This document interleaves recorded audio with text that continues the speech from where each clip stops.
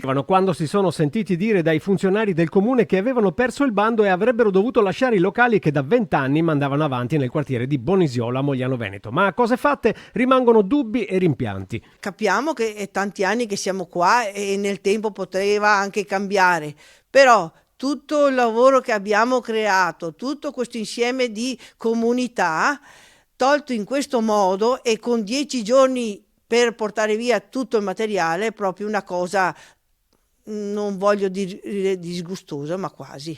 Secondo le opposizioni, dietro alla scelta di utilizzo del bando pubblico c'è una ferma volontà politica di rinnovare a favore di altri soggetti nel settore culturale, cosa che invece non è stata fatta per le società sportive e altre situazioni. Ora si teme che lo stesso trattamento tocchi anche a SOMS e Officina 31021. Porteremo di sicuro un'interpellanza, perché vogliamo assolutamente vederci chiaro e fino in fondo alla questione e vogliamo avere anche delle risposte da parte dell'assessore Cupparoni.